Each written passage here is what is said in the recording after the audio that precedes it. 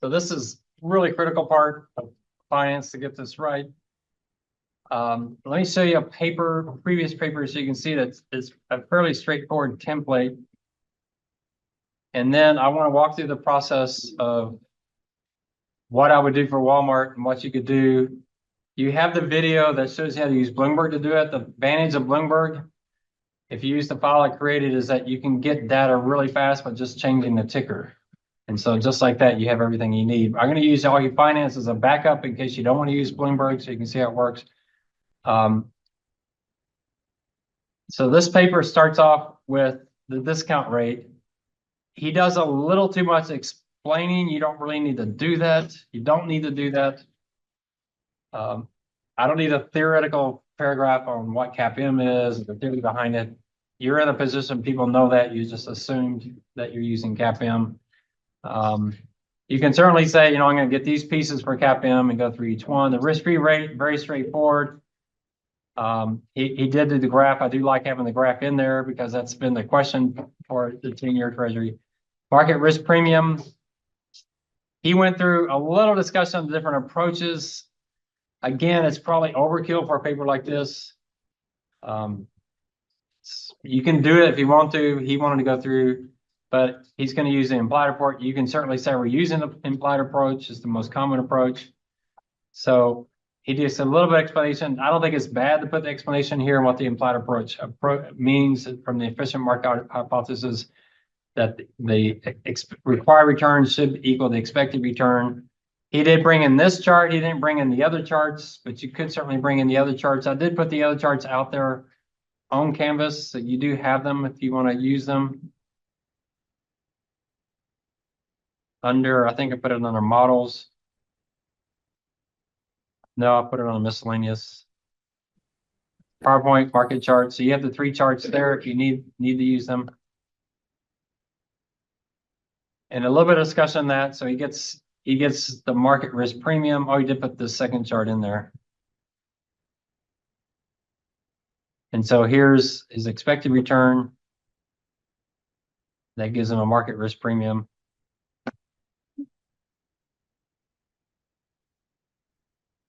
And then he gets into beta. So we're going to talk about beta. He talks about what kind of company it is. It's Costco, so it's obviously going to be a low.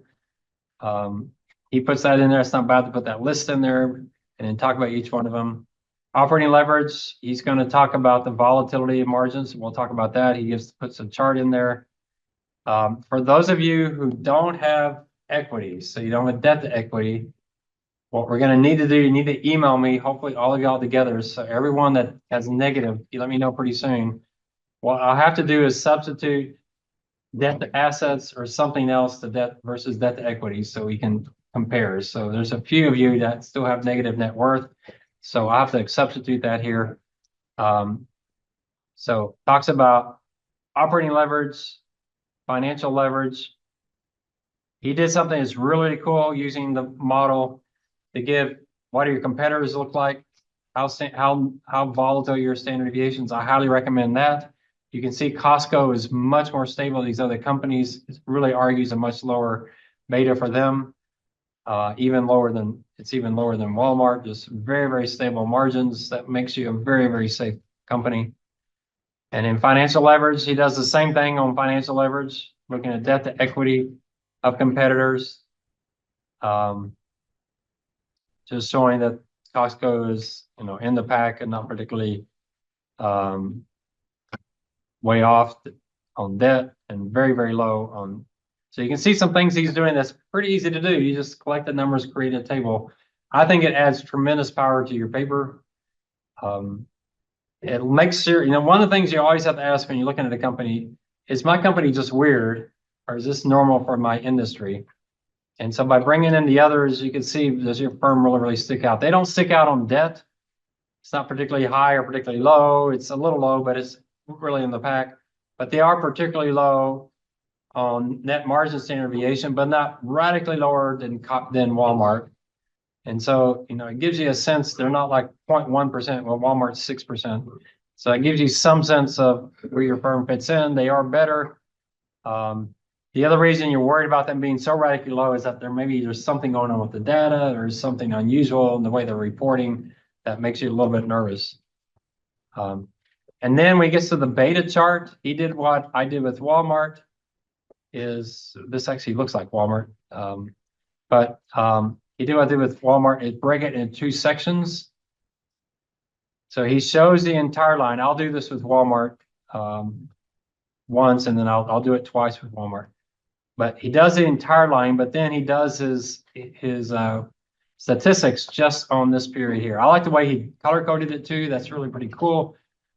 So yeah, Costco, most companies when they're young, their betas are really high. And that's part of the problem. I have some frustration with the other classes when they use all the data available and you just dump one beta.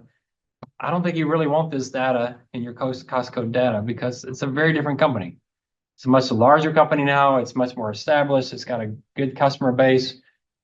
They've got their subscription source in place that's pretty predictable, very predictable. You know, it's just a much different firm now versus a firm that's trying to get itself in place.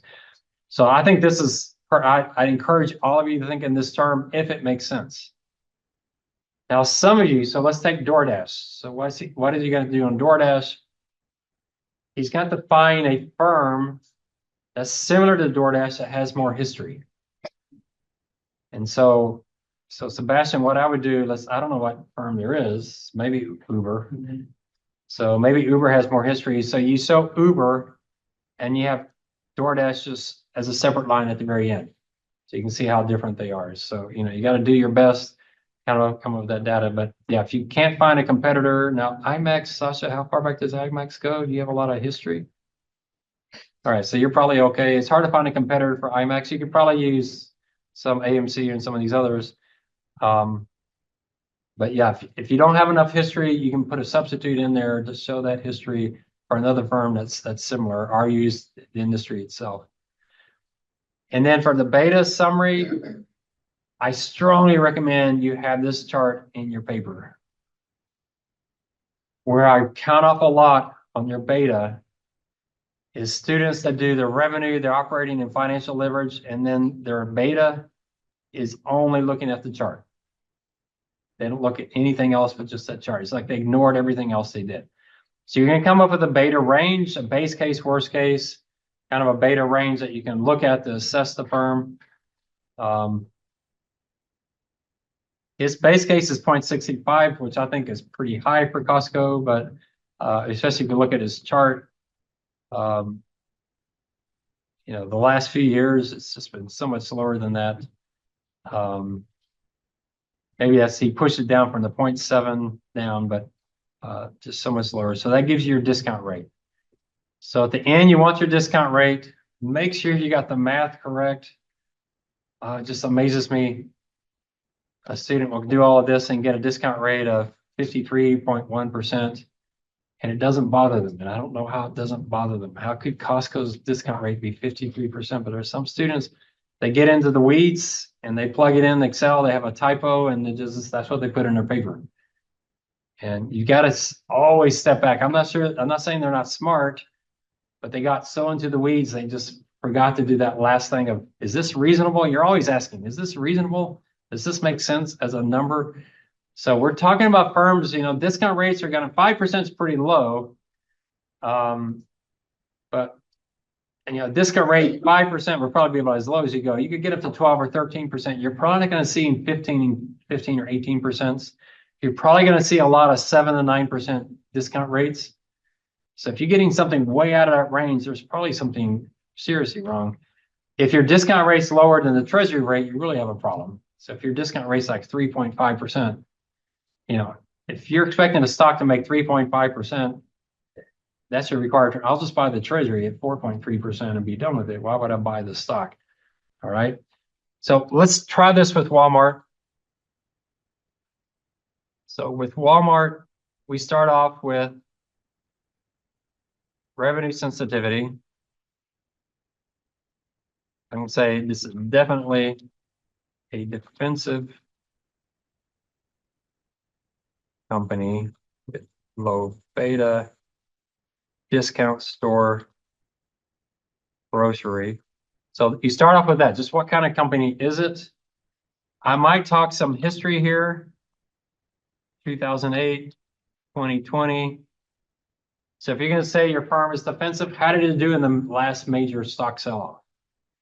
How did it do in the 2008 crisis? Walmart, it was actually positive return in 2008. I might bring that in and just give that example of what's going on. So that's essentially what I'm looking for on revenue sensitivity. And it doesn't have to be much more than that. Walmart's obviously low beta company, pretty obvious. Most of your firms, I think, are pretty obvious. I can't think of any off the top of my head. Chemical companies are almost always high beta. Consumer discretionary, obviously IMAX. Target's kind of on the edge, right? But probably more defensive than cyclical.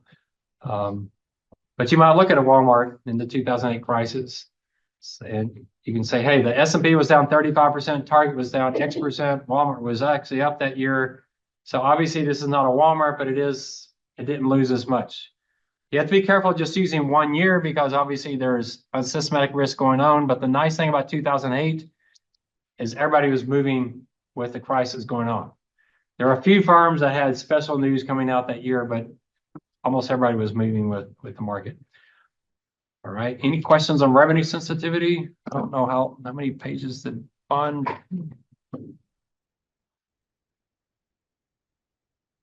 Yeah, one paragraph. That's probably going to be enough. All right, the next one, operating leverage. First, you start subjective. So it's probably hourly workers. Probably so. That's probably going to keep them down.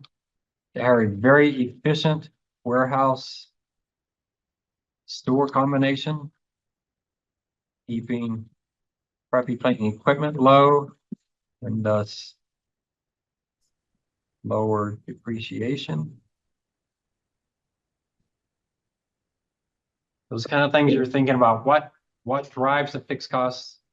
Oh, I'm thinking Costco. Sorry, should be thinking. Well, they do have efficient. They don't have a store combination, but efficient warehouse store. Their stores are cheaper. You go into a Walmart, not the fanciest place in the world, bright lights, floors that aren't all that impressive. So they keep their store costs pretty low. They probably have common architectural footprints that they use to keep the costs down. But their warehouses, you've seen the warehouses on I-35, massive places placed strategically.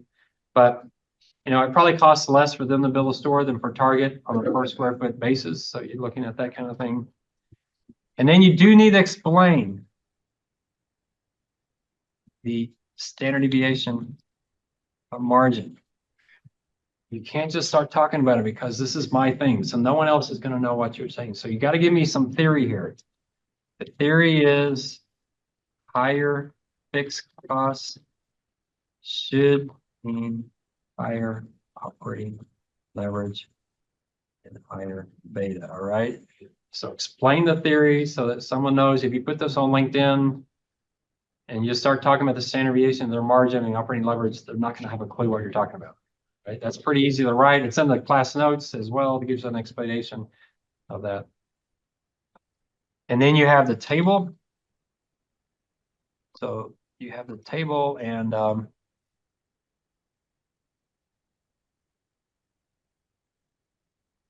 so the way to use the table is, first of all, go to the second page and find your company first.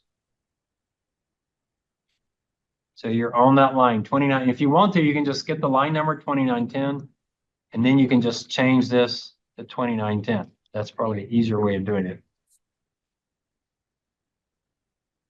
So if you look at their net margin, you can bring this in. They rank 3.4%. Their net margin standard deviation is only 0.73%. Extremely stable margins. So bring in the table. Oops.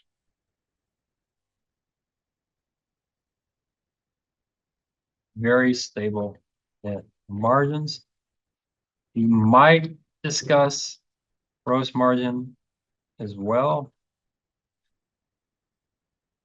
Gross margin is a little trickier because that's more about price elasticity and how sensitive customers are to price, but you might discuss that. Walmart's fairly stable in both. They're ranking the top 8% on gross and the top 3%. What to me is impressive that their net margin is even more stable than their gross margin. You would think their gross margin just be as stable as it can be, that they have pretty common markups on their products. But their net margin being that stable, they obviously have some control over their expenses. So when revenues rise or fall, they're able to manage that expense side. So that's very, very impressive. And here's where also consider competitors as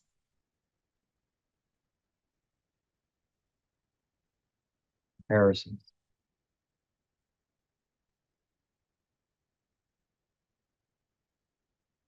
I think it adds strength to the paper because a lot of this stuff should be an industry thing. Discount stores should have much more stable margins than other industries. So you're hoping you don't see that Walmart is really stable, but everybody else is just crazy. I mean, that would be an insight that would be interesting to discuss, but that's probably not going to be the case. Costco is probably going to be stable.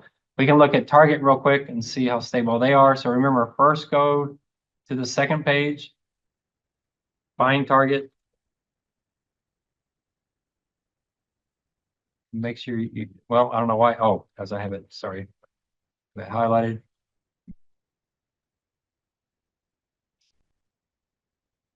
So 26.25.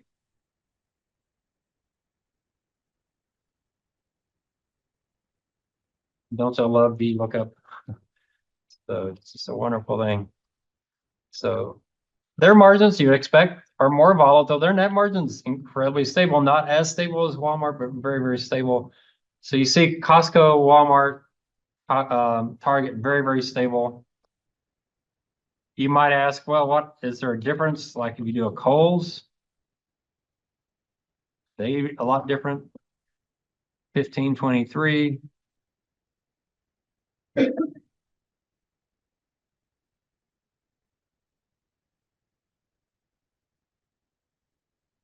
Not as stable, but still relatively stable. So as you move up the chain and discount stores, margins get more volatile, exactly what you'd expect. Why? Well, because Walmart and Costco's have such thin margins, they don't have room. They've got to keep those as stable as they possibly can. All right, so that gives you a good discussion there. If you look at what Bond did, he starts here and he goes, it's just 3 or 4 paragraphs. He goes there and he did look at competitors. So he put it all together in one big chart here. So, so yeah, we're not talking pages and pages here. You can get a lot of it done in a few paragraphs. All right, any questions on operating leverage? Then we get the financial leverage.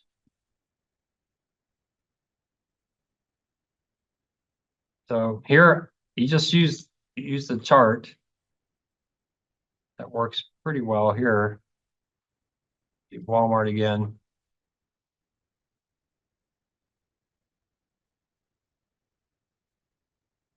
Down 10.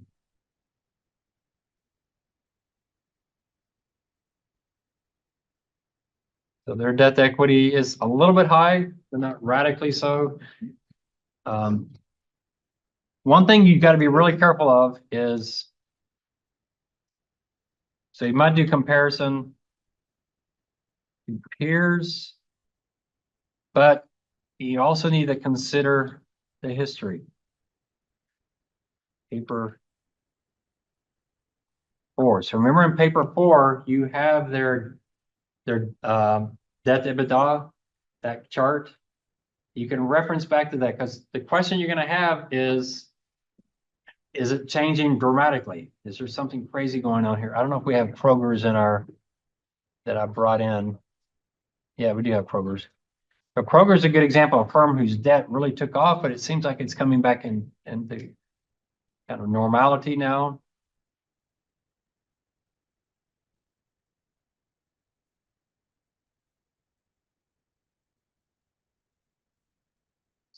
we're looking at current debts. So the question, it looks like they're getting back to normal. So if you think their debt's going to keep falling, that might influence how you're gonna talk about debt here. It looks like they're back to almost their target where they need to be. They're back in line with the industry. So this chart 6, you don't have to show chart 6 again. You could if you wanted to, but you could reference back to it as we saw on page whatever, or you can bring it in again. Don't call it chart 6 if you use it again. You can certainly see they're getting back in line with the industry. So history can be an issue.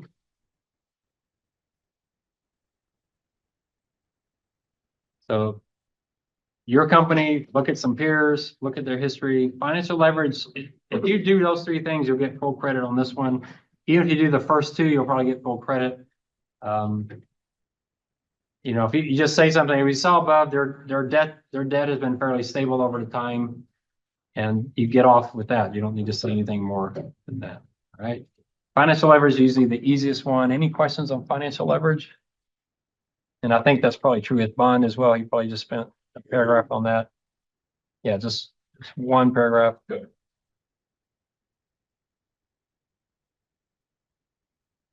Yeah, I do love this chart. So you might use Costco as an example. I mean, you could probably pretty it up a little bit better than this. All right, and the last one is history. So let me talk on history. So I've given you the Bloomberg file. It's under models, Excel Bloomberg data for operating and financial leverage. What I'm going to show you now is much easier to do on this file than what I'm doing in Yahoo Finance, but we'll still do it.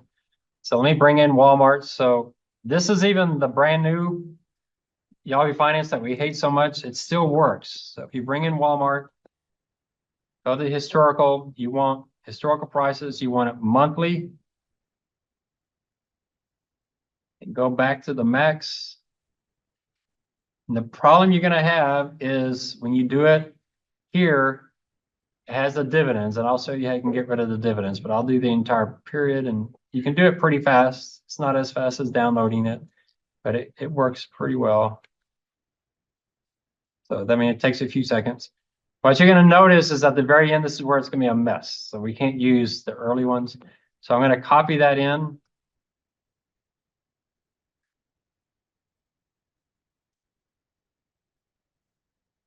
And the way I paste it is I paste special text. Now, how do we get to these dividends? What I do is I sort like by column H or something, AH. And then you go down to the bottom and then all the dividends are down there. You just get rid of them. All right. So sort, the dividends are only in the first 2 columns. If you sort any other column, it gets those dividends down at the end. And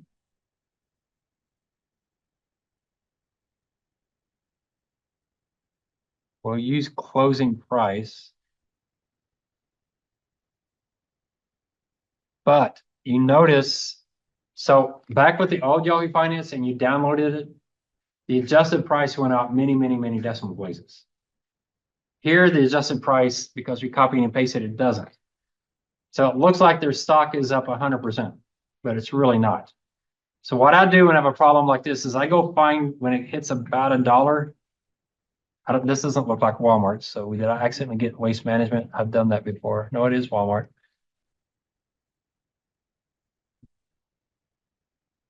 Oh, I need to resort it, don't I? Let me resort.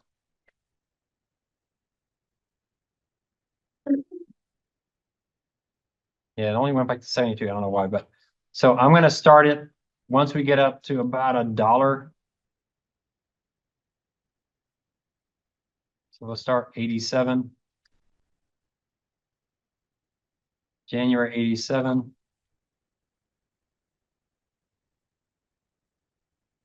And then we don't have October yet, so I'm going to get rid of October.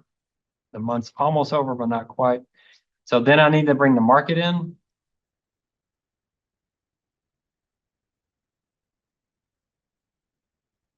From the market, what you want to do, and if you're going to use Yahoo Finance, is use the Shift 6 SPX. And that will bring in the S&P 500, annual, monthly. I'm gonna do max, but we're only going back to whatever I just said. January 87, I think we said. So I'm gonna cheat and use what I did in an earlier class. This is a lot faster.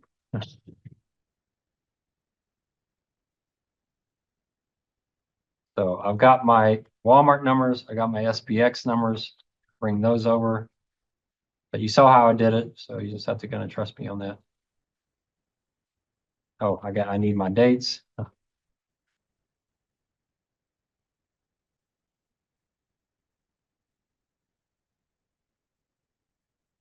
right. So the first thing we're going to do is we're going to calculate a rolling beta. We want to do that for 60 months, for 5 years. So go down 60 months.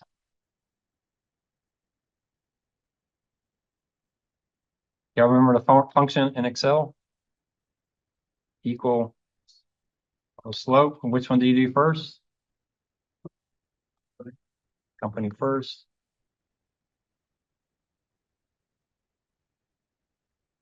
Ooh, there's something wrong.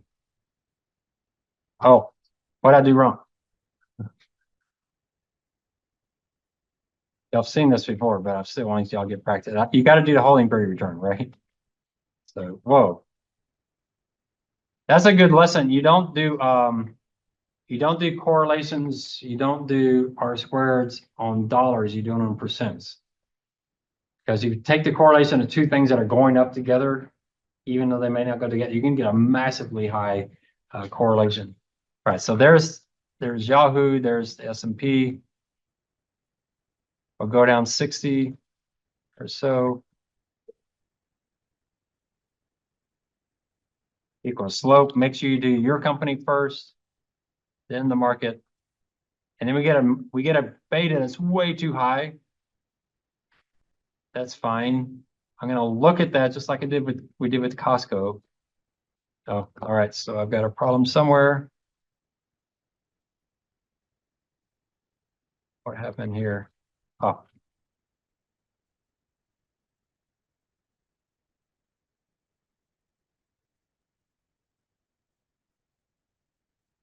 I don't know what that is. All right. So when we look at it,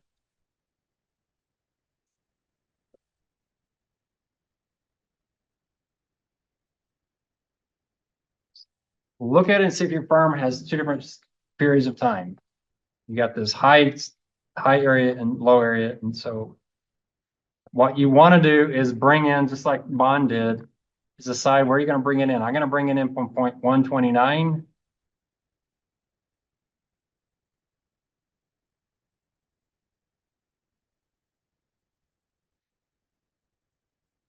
One 29 is, I'm sorry, point 129.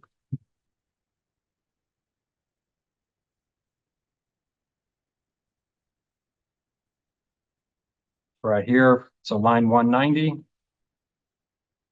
And so when I do my data, 0.5, 0.9, and 0.1, I'm going to do it from 190. I'm going to use the percentile function. Go from 190. So this is how Bond created his graph.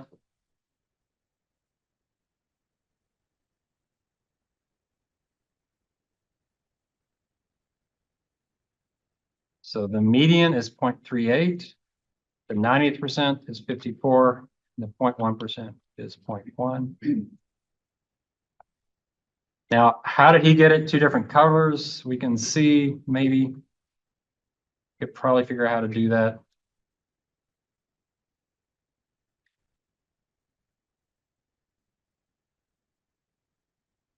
I'll forget that. I just messed that up. All right, so 190. You might be able to work if you put the column in there twice. We'll see. Kind of depends on which color Excel puts on top.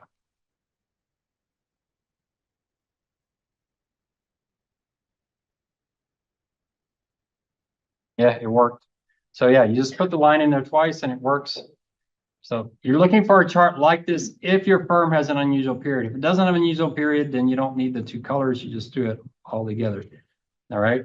So you're looking at your firm and you can say, wow, this is when it was a small firm, small town, kind of sector. Now it's big town, major player. So you're looking more to 0.4, then the whole period would be much, much, much higher. So you want a chart like that in there, give it a good title, give it, make sure you put the dates in there. Don't give it to me like this, put the dates in there. And you have what you need on the history. The history implies a 0.4. The next thing you're looking for is maybe some competitors.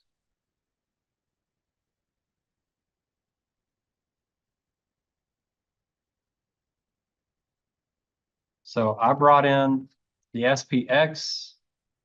I brought in Costco. And I brought in the IYK. The IYK is the ETF for the consumer staples industry. So all I need is Walmart. So let me go get Walmart for 1st July 2000.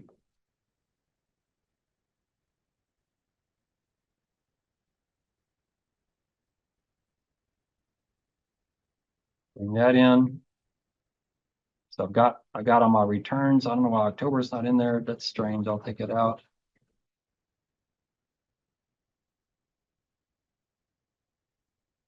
Yeah, I probably could have left October in there. That was probably September.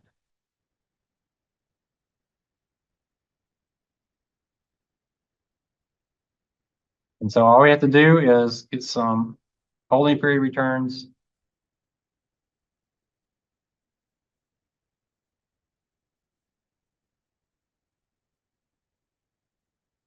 Boy, they had a bad July.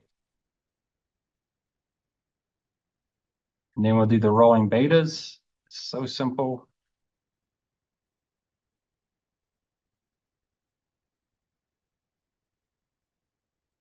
So equals slope. Oh. Ah. So we're going to go down.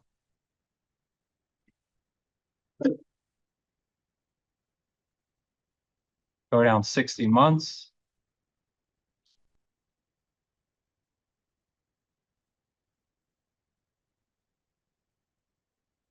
So we'll do the slope for Walmart. Here we got to lock in the S&P.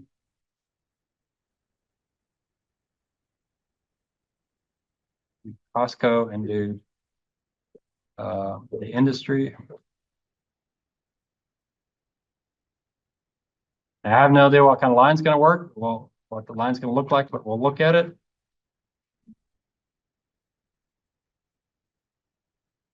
Yeah, the industry is much more stable. It came up. I mean, it's kind of interesting. Industry doesn't tell you much there.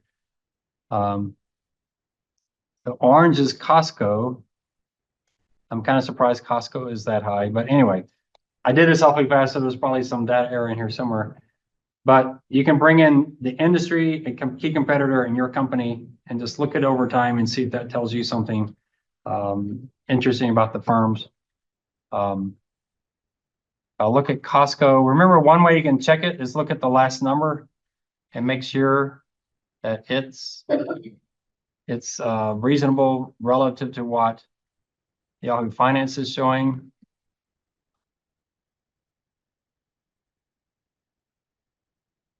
Yahoo Finance shows it at 0.79. So Costco is much higher than Walmart, surprisingly so. So yeah, that looks like the right number. Walmart, it comes right in the industry. So Walmart is lower than Costco. Now, can I justify why Walmart is lower than Costco? Maybe Walmart does more groceries than Costco, although Costco does quite a few. The membership fee maybe has some impact on that. Who knows? But for some reason, Costco has a lower rolling beta than Walmart, although I would probably put it lower. Let's do the graph one more time. It's interesting, the index. This was a brand new index, a brand new ETF. So it's possible there's some noise going on here because it's a brand new ETF and the stock isn't quite responding. There are premiums and discounts in ETFs. And with this being a brand new one, maybe the seed capital, some like put some noise. And so you get some bad data there.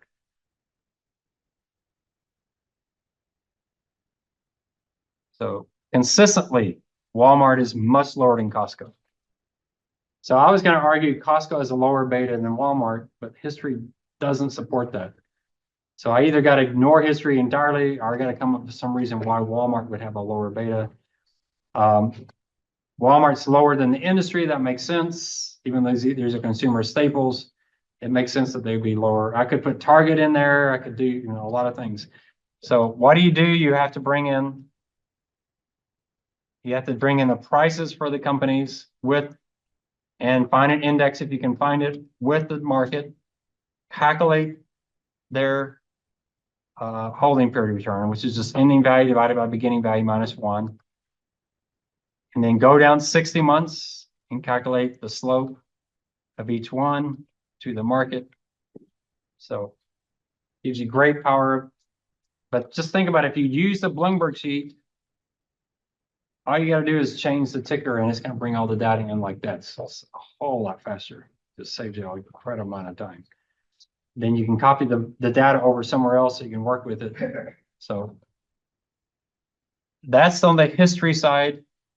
You can see for him, the history side, he did the splitting it into 2 groups. He didn't do other companies, though, which probably would have been insightful here. But you can see it is, even on this chart, he's much higher than Walmart, surprisingly so. Now, if we did Target and Target was lower than Costco, I would be really shocked on that, but it's possible. What is it about Costco that makes it higher? So it's interesting to me the beauty's comparison. And then you just summarize it at the end with the summary chart at the very, very, very end. So Walmart, definitely defensive. Implies a beta well below, say, 0.7 or so. Operating leverage, very low standard deviation. And he brings in a good summary here. Low operating leverage from hourly workers and flexible inventory implies beta closer to 0.5. He didn't talk about the low standard deviation of margin. I'd probably put that in. Historical final leverage was immaterial for beta, or in line with industry, something like that. So you could say in line with industry, so little impact on the beta. History. And then he gives his basic case. You bring all that together. All right.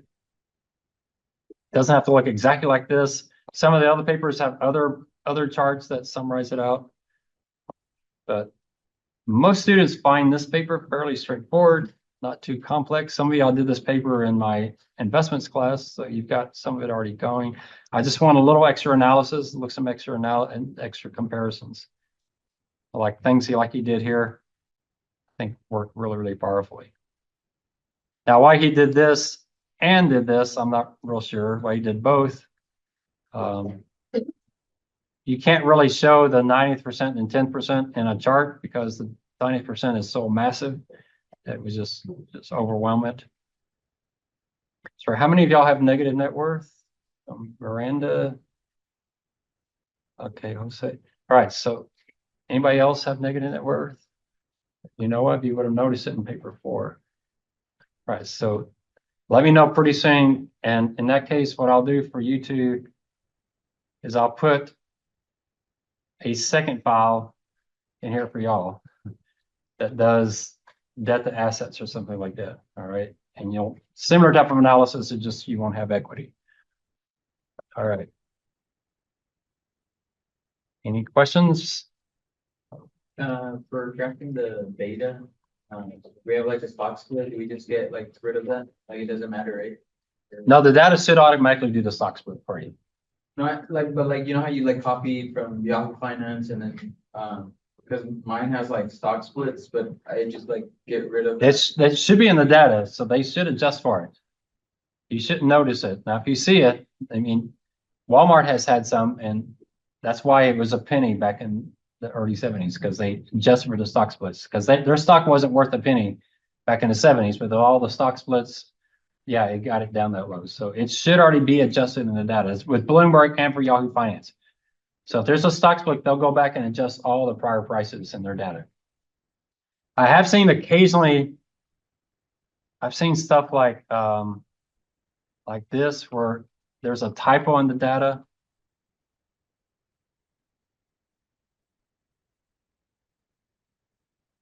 Like that. And you'll really notice that when you look at the chart. I can't find the chart anymore, but you'll really notice it in the chart. So if you see something, so sometimes it's not bad to actually just graph the returns. And if you see something like that, then yeah, you probably do have. But I haven't seen it with the stock splits. I've seen it that they just put the decimal in the wrong place. And then you can go in and really easy, just fix it. Just move the decimal.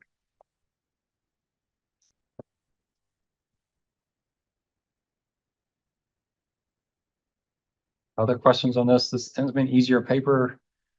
In fact, y'all noticing it's gotten a lot easier since papers 2 and 3, right? It's much more straightforward. I'm hoping to start seeing some of you on paper 4. When is paper 4 due? Next weekend? All right. So hopefully I'll start seeing some of y'all next week. Questions on your paper if you have issues. All right. So where do we go next? Well, where we go next is valuation. We're going to use dividend discount model, H and H model. And we're going to use a capital IQ model. So those are the 3 we're going to use, but we may not use dividends for the dividend discount model. So you look at a stock like NVIDIA, $141 stock.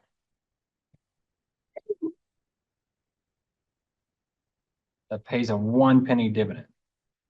You're not going to value NVIDIA on dividends. So in fact, I'm going to encourage almost all of you to value your stock using free cash flow with a really simple formula. I'll give you, or you can use Katapakim's formula. I don't care. Either one is fine. I'm going to give you an easy one because it matches what Bloomberg gives you. You use the Bloomberg. And I'm not exactly sure what Katapakim uses. In fact, their dividend looks like it's less, it's 0. That's because of the stock split. So the actual dividend got really, I don't know why they even bother paying a dividend. It seems like a lot of expense and work they got to do to send out a 1 penny dividend. I mean, if you have 10 shares, you're gonna get a 10-cent dividend. It's like, thanks a lot. I really appreciate it, NVIDIA. Their stock's up 73 cents today. So you get your 10-cent check in the mail. I just don't know why they do it. So we're gonna use free cash flow instead. So let's review these models.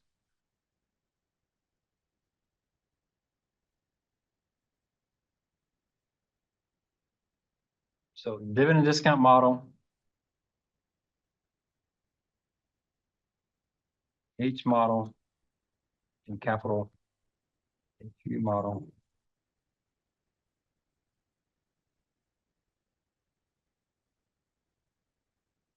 All right, so anybody remember the formula for dividend discount model? A very simple model. If you're a finance major, you know it very easily. Cash flow. Well, we'll do dividends, but yeah. Okay. 1 or 0? 1 Yep. divided by R minus G. Oh, well, I use KE, but R is fine. All right, so real simple formula. KE must be greater than G. That's why you want to do stock buybacks for equity risk premium. Your discount rate must be greater than your growth rate. Not your immediate one, but your long-term growth rate. There's only one growth rate in the dividend discount model. So your KE must be lower. If you're doing NVIDIA and you're growing at 20%, that's fine, as long as ultimately they grow at 5%. So if you think ultimately they're going to grow at 5%, but now they're growing at 20%, you will have to sit down and figure out what that means. All right, so this is how you can do it. I'll give you an example.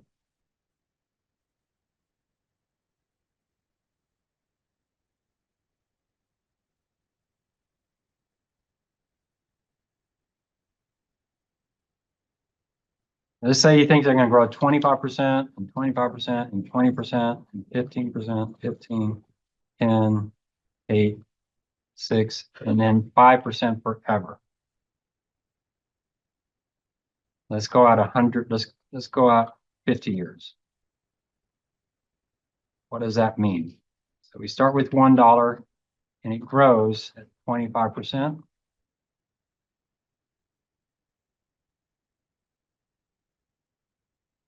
What does that imply for your growth rate? You take that very last number, divided by 1, raised to the 1 divided by 50 is 1, and it gives you a 6.5% growth rate. You'll see how I did that? So you can't just use a 5% growth rate for NVIDIA because they're going to grow really fast for the next few years. But if you have an idea how fast they're going to grow, just match it out and then take that 50th year and get the CAGR on that. And that becomes your adjusted growth for the dividend discount model. So you can get it to work. Same thing if they're going negative 25 and negative 10 or whatever, and then they're going to eventually get the 5. So if you're doing Bed Bath and Beyond or whatever that is, you think it's going to be negative 30. In fact, the Motorin, I finally finished his second book. He does Bed Bath and Beyond. Are they still in business? I mean, they're essentially bankrupt, right? I mean, but he did, what's the best case scenario for them? And he had negative growth, but I'll keep a few stores open. I'll have some cash flow there and then they'll start growing normally. So he actually had like negative 25.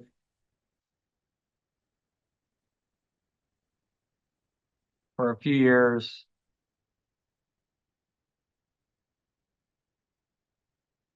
And then finally getting back to 5. What does that mean for long-term growth? All right. Any questions on this approach? This gives you something that you can input to your dividend discount model. In Calgary, we use that as the G, the dividend. Yeah. This is because dividend discount only has one growth rate.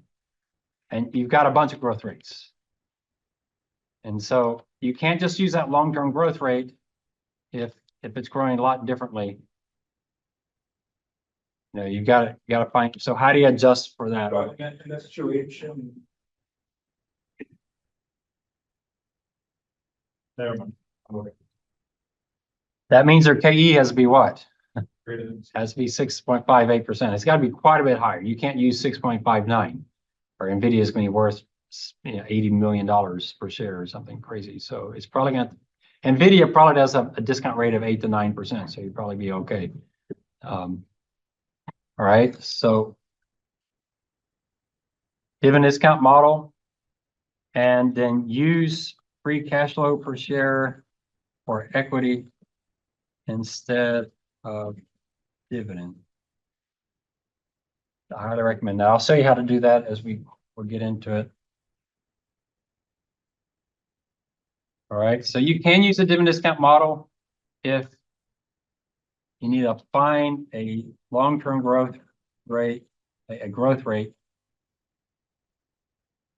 that reflects near and long-term growth. You have to find that combined growth rate. So we think their ultimate growth rate is 5%, but if you put in the hyper growth period the next few years, we'll use a 6.5% growth rate. All right, so it gives you a quick way to do that adjustment. We'll talk about where those growth rates come from. We haven't done that yet. Some of y'all have had my previous class. I'll show you how to do that. All right, anybody remember the H model? It's so where it's growing for some time and then You have a short-term growth rate there as well. So it's a dividend discount model with an extra period added in. So how do we do that extra period?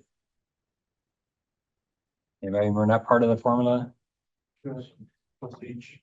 Now here you actually use dividend 0 times 1 plus G, all right, plus H, right? Or I'm sorry, plus what comes before H? Dividend 0 times H times what?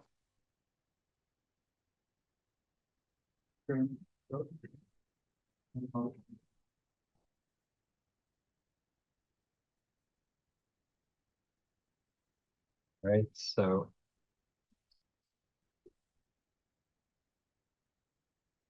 very simple formula. Again, you just have this little extra piece. Then you don't need to make that adjustment to 5% to 6 point whatever percent. Here, your short-term growth is going to be that 25%. The long-term growth will be the 5%, and then your H,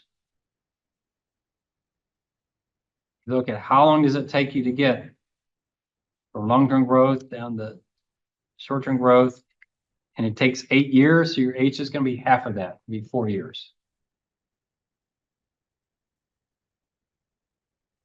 So again, use free cash flow per share for equity instead of dividend.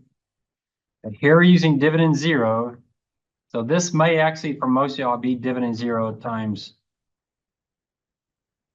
1 plus G, the same G in both places, denominator and numerator. So you might use dividend 0 because that's the number you have. Dividend 1 is a forecast. You might as well use dividend 0 and increase that.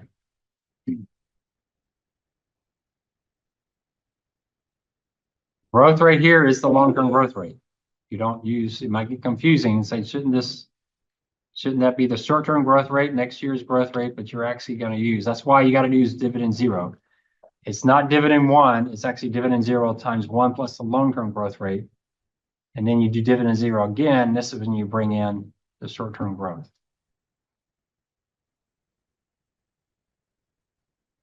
And again, we'll use free cash flow per share instead of dividends, especially for most of your companies.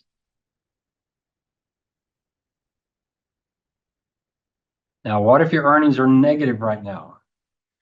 Come talk to me because we're going to have to figure it out. It's going to be a little tough. Any of y'all have negative earnings? Is DoorDash still negative? So yeah, Sebastian's going to have a little challenge. I'm surprised your model picked DoorDash with all the negative numbers. So yeah, if you have negative numbers, hopefully free cash flow will be positive. So that's one other reason why using free cash flow can really, really help you, because you usually have a higher number. So it might be possible their earnings are negative because of depreciation and all this other stuff. But if we do free cash flow, we might be able to get it positive. So hopefully that will be the case. Now, if the firm has been positive until just recently, it's negative, then you can use normalized. You can normalize the number. We'll talk about normalized when we bring in Walmart. And then I'll show you this model. I'll show you this model later.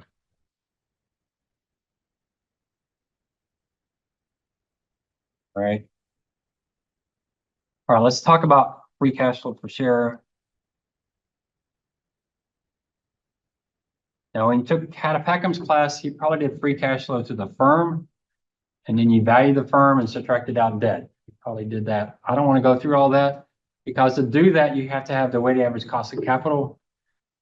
And this class is already complicated enough. I don't want to add that in. So we're just going to do free cash flow per share for equity. And this is my formula. It's a really simple formula, but it matches so closely what Bloomberg does. I think it is their formula. So I'm going to do cash from operations minus CapEx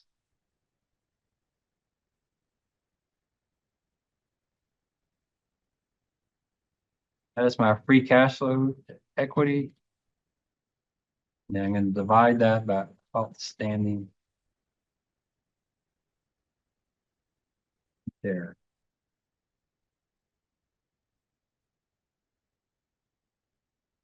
Very simple formula. Why can we use cash from operations? Remember, cash from operations is net of interest expense. It's already belongs to the equity holders.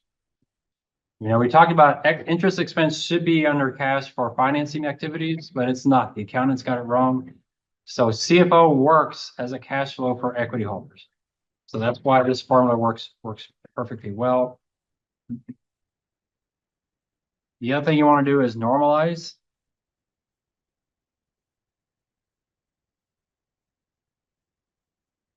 Let me bring up the Walmart chart. You already have some of these numbers as it is. Not in that class.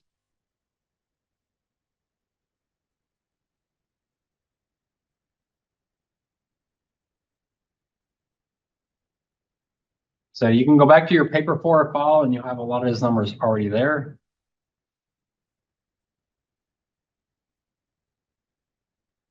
So do cash from operations.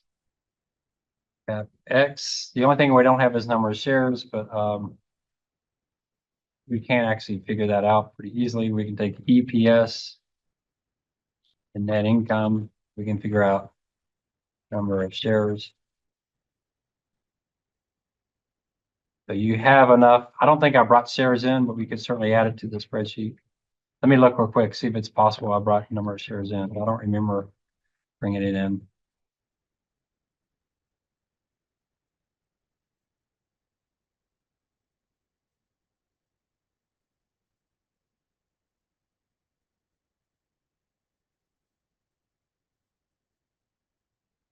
So CFO, operating cash is line 25.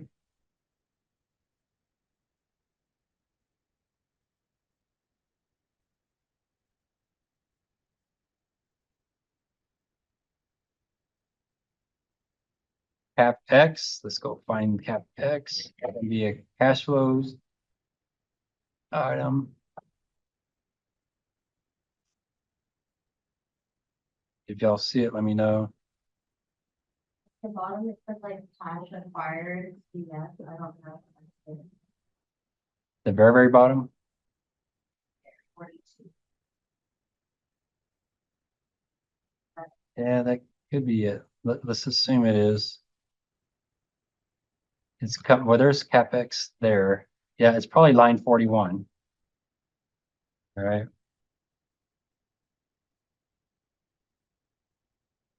And then I don't think I have shares outstanding. You can see. No, it's not there. All right, so we'll bring in net income. Bring in earnings per share, which I'm not really sure where that is.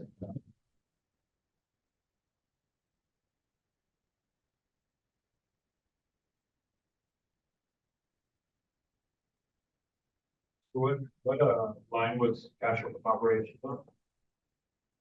on? It's line 25, 2541. I can't find earnings per share, but I know it's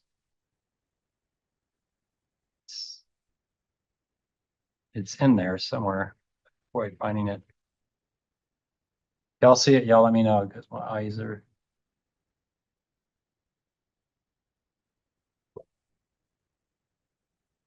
Well, boy, I wish we could have Cap IQ working in these rooms. I can't find it, so wherever it is, I don't have it anywhere on here. So I know I had it. It's line 35. Oh, there it is. All right, so I just can't see it. Line 35. All right.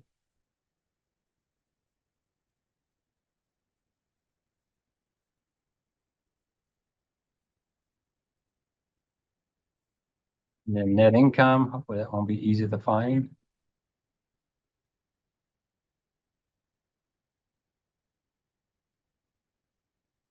They'll tell me y'all are going to see it before I do.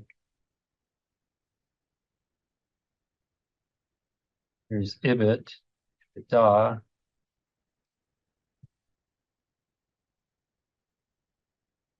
Five. I don't know what the CF means, but I'll bring it in. So number of shares is going to be net income divided by EPS. So there's their shares, 8412. I can do a real quick check to make sure I'm not messing something up. So if you go into the financials,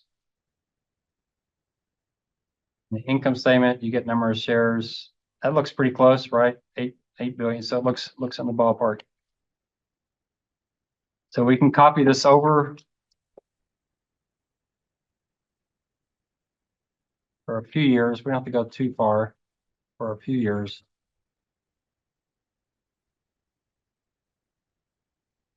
What we're looking for is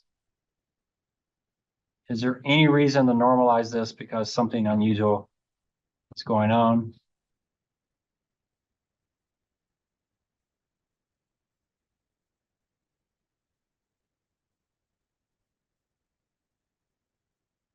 And so our free cash flow is going to be CFO minus CapEx. We know Walmart has had quite a run here recently, so it's probably going to be all over the place. And free cash flow per share. Take that divided by that.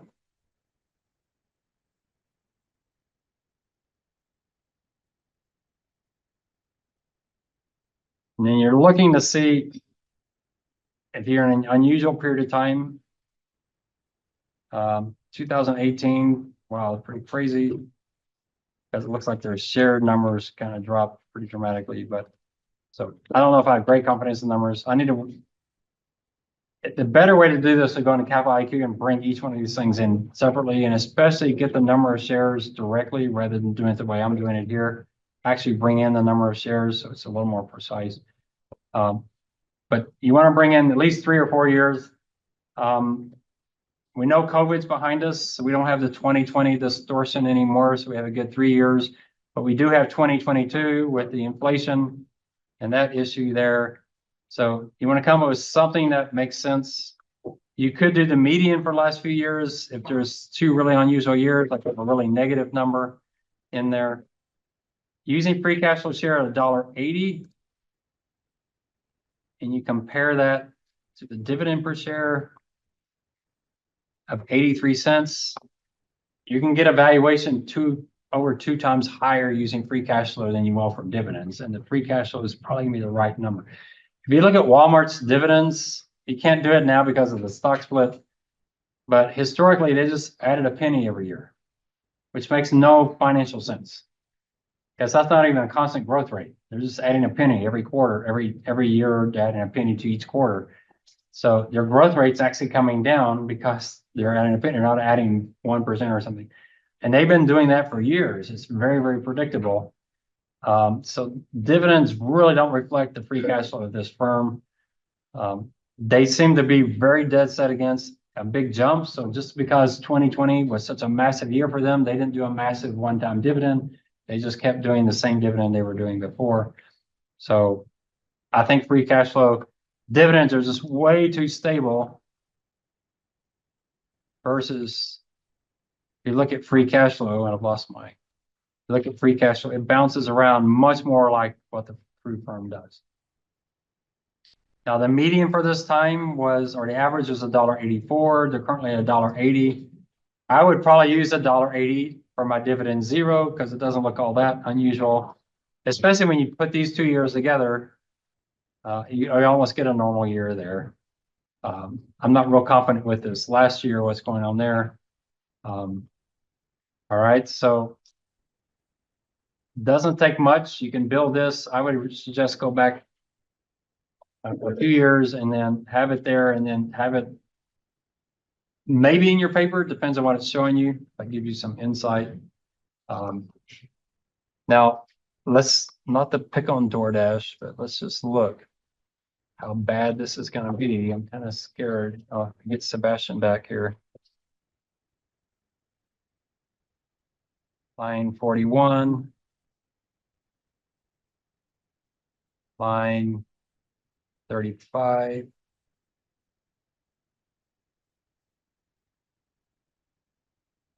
Yeah, we're gonna have a problem with the well, net income hopefully is negative. It has to be, right? Or we're gonna have negative shares.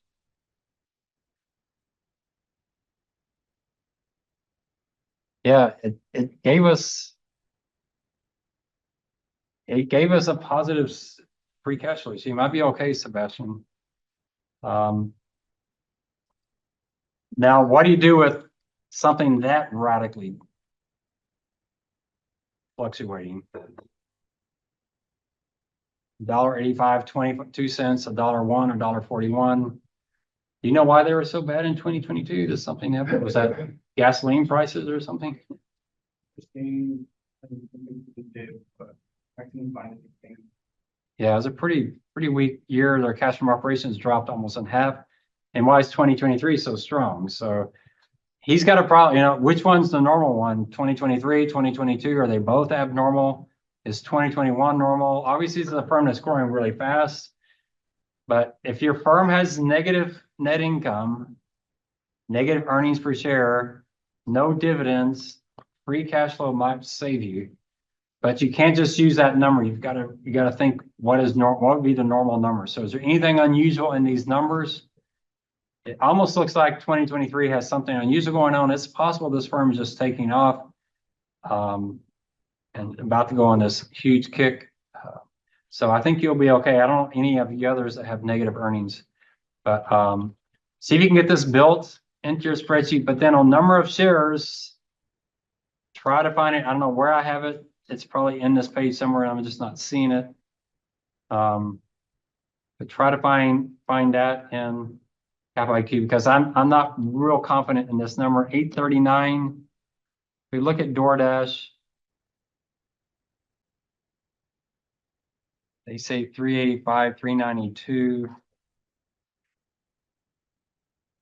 Yeah, I'm way off on that. So there's something going on here. So I don't trust the number of shares, so that's probably distorting it some.